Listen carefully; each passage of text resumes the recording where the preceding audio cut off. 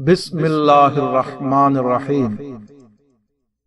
آپ کا معجزہ قرآن۔ ہر پیغمبر کا ایک معجزہ ہوتا ہے اور پیغمبر آخر الزماں کا معجزہ قرآن ہے۔ جو پیغمبر قیامت تک کے لیے پیغمبر بنا کر بھیجا گیا، اس کا معجزہ کوئی ابدی معجزہ ہی ہو سکتا ہے۔ خدا نے قرآن کو پیغمبر آخر الزماں کا ابدی معجزہ بنا دیا۔ رسول اللہ صلی اللہ علیہ وسلم کے مخالفین نے مسلسل مطالبہ کیا کہ پچھلے نبیوں کی طرح تم بھی کوئی معجزہ دکھاؤ۔ قرآن میں صاف اعلان کر دیا گیا کہ اس نبی کے لیے پچھلے نبیوں جیسا کوئی معجزہ نہیں بھیجا جائے گا۔ بحوالہ بنی اسرائیل آیت 49۔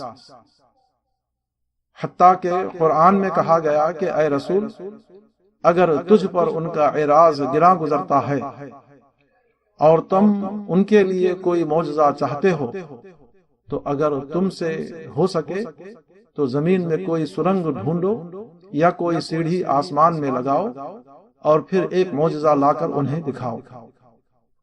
اگر اللہ چاہتا تو سب کو ہدایت پر جمع کر دیتا، پس تم نادانوں میں سے نہ بنو۔ بحوالہ سورۃ الانعام آیت 35۔ اس کے برعکس کہا گیا ہے کہ یہ قرآن جو اتارا گیا یہی خدا کی طرف سے معجزہ ہے۔ وَقَالُوا لَوْلَا أُنزِلَ عَلَيْهِ آيَاتٌ مِّن رَّبِّهِ قُلْ إِنَّمَا الْآيَاتُ عِندَ اللَّهِ وَإِنَّمَا أَنَا نَذِيرٌ مُّبِينٌ أَوَلَمْ يَكْفِهِمْ أَنَّا أَنزَلْنَا عَلَيْكَ الْكِتَابَ يُتْلَى عَلَيْهِمْ إِنَّ فِي ذَلِكَ لَرَحْمَةً وَذِكْرَى لِقَوْمٍ يُؤْمِنُونَ۔ اور وہ کہتے ہیں کہ اس رسول پر نشانیاں کیوں نہ اتری؟ کہو کہ نشانیاں تو اللہ کے اختیار میں ہیں اور میں تو بس کھول کر سنا دینے والا ہوں۔ کیا ان کے لیے یہ کافی نہیں کہ ہم نے تمہارے اوپر قرآن اتارا جو ان پر پڑھا جاتا ہے؟ بے شک اس میں رحمت اور نصیحت ہے ان لوگوں کے لیے جو ماننے والے ہیں۔ سورۃ العنکبوت آیت 50 اور 51۔ قرآن کے معجزہ ہونے کے بہت سے پہلو ہیں۔ یہاں ہم خاص طور پر اس کے 3 پہلوؤں کا ذکر کریں گے۔ نمبر 1، عام لسانی تاریخ کے علی الرغم قرآنی زبان کا زندہ زبان کی حیثیت سے باقی رہنا۔ نمبر 2، مذہبی کتابوں کی تاریخ میں قرآن کا یہ استثناء کہ اس کے متن میں کسی قسم کا کوئی فرق نہ ہو سکا۔ نمبر 3، قرآن کے چیلنج کے باوجود کسی کے لیے یہ ممکن نہ ہونا کہ وہ قرآن کے جواب میں قرآن جیسی ایک کتاب لکھ سکے۔ جتنی بھی قدیم کتابیں آج دنیا میں پائی جاتی ہیں، ان میں قرآن ایک حیرت انگیز استثناء ہے۔ تمام مقدس کتابوں کی اصل زبانیں تاریخ کی الماری میں بند ہو چکی ہیں، مگر قرآن کی زبان یعنی عربی آج بھی بدستور زندہ ہے۔ آج بھی کروڑوں انسان اس زبان کو لکھتے اور بولتے ہیں، جس میں تقریباً 1500 برس پہلے قرآن اتارا گیا تھا۔ یہ واقعہ قرآن کے معجزاتی کتاب ہونے کا یقینی ثبوت ہے، کیونکہ قرآن کے سوا ساری انسانی تاریخ میں کوئی دوسری کتاب نہیں جس نے اپنی اصل زبان کو اس طرح بعد کے زمانوں میں باقی رکھنے میں کامیابی حاصل کی ہو۔ مثال کے طور پر انجیل کو لیجئے، جو قرآن کے بعد سب سے زیادہ قریب العہد مقدس کتاب ہے۔ اس کا حال یہ ہے کہ ابھی تک قطعیت کے ساتھ یہ بھی نہیں معلوم کہ حضرت مسیح کون سی زبان بولتے تھے۔ قیاساً یہ کہا جاتا ہے کہ ان کی زبان غالباً آرامی تھی۔ تاہم انجیل کی شکل میں آپ کی تعلیمات کا جو بالواسطہ ریکارڈ آج ہمارے پاس ہے، اس کا قدیم ترین نسخہ یونانی زبان میں پایا جاتا ہے۔ گویا حضرت مسیح کے خیالات صرف ترجمہ شدہ حالت میں ہمارے پاس موجود ہیں۔ پھر یہ یونانی زبان بھی قدیم و جدید یونانی سے بالکل مختلف ہے، حتیٰ کہ 19ویں صدی کے آخر تک نئے عہد نامے میں کم از کم 550 الفاظ، کل متن کا 12% ایسے تھے جن کے معانی معلوم نہ تھے۔ 19ویں صدی میں ایک جرمن عالم اڈولف ڈیزمن نے مصر میں بعض قدیم تحریریں پائیں۔ ان کے مطالعے کے بعد اس نے قیاس کیا کہ ببلیکل گریک دراصل قدیم یونانی زبان کی غیر علمی بولی تھی جو پہلی صدی عیسوی میں فلسطین کے عوام میں رائج تھی۔ اس نے مذکورہ نامعلوم الفاظ کے کچھ معنی متعین کیے۔ تاہم اب بھی یونانی انجیل میں 50 الفاظ، کل متن کا 1% ایسے ہیں جن کے معنی ابھی تک نامعلوم ہیں۔ بحوالہ Xavier لیان ڈوفر S.J. The Gospels and the Jesus of the History. Descoli Company Incorporation, New York, 1970, pages 79-80. ارسطورینا،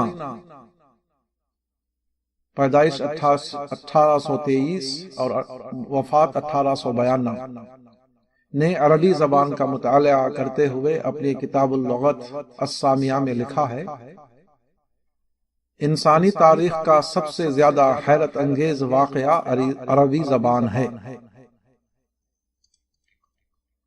یہ زبان قدیم تاریخ میں ایک غیر معروف زبان تھی، پھر اچانک وہ ایک کامل زبان کی حیثیت سے ظاہر ہوئی۔ اس کے بعد سے اس میں کوئی قابل ذکر تبدیلی نہ ہو سکی، حتیٰ کہ اس کا نہ کوئی بچپن ہے اور نہ بڑھاپا۔ وہ اپنے ظہور کے اول دن جیسی تھی ویسی ہی آج بھی ہے۔ قرآن کی زبان کے بارے میں فرانسیسی مستشرق کا یہ اعتراف دراصل اعجاز قرآن کا اعتراف ہے، کیونکہ حقیقتاً یہ قرآن کا معجزائی ادب ہی ہے جس نے عربی زبان کو تبدیلی کے اس عام تاریخی قانون سے مستثنا رکھا ہے جس سے دوسری تمام زبانیں متاثر ہوئی ہیں۔ مسیحی عالم جرجی زیدان، پیدائش 1861، وفات 1914، نے اس کا اعتراف ان لفظوں میں کیا ہے: مختصر یہ کہ عربی زبان کے ادب پر قرآن نے ایسا غیر معمولی اثر ڈالا ہے جس کی مثال کسی اور دینی کتاب کی دوسری زبانوں میں نہیں ملتی۔ بحوالہ آداب اللغات العربیہ۔ یہ ایک حقیقت ہے کہ دنیا کی تمام زبانیں تبدیلی کا شکار رہی ہیں، حتیٰ کہ کسی زبان کا آج کا ایک عالم اس زبان کی چند سو برس پہلے کی کتاب کو لغت اور شرح کی مدد کے بغیر سمجھ نہیں سکتا۔ اس تبدیلی کے اسباب عام طور پر دو قسم کے رہے ہیں: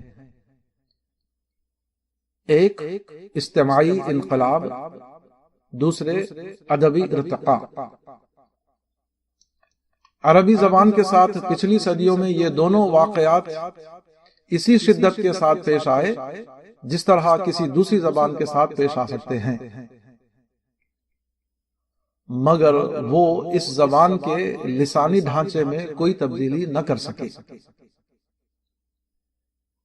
عربی زبان اب بھی وہی زبان ہے جو 1400 برس پہلے نزول قرآن کے وقت مکے میں بولی اور سمجھی جاتی تھی۔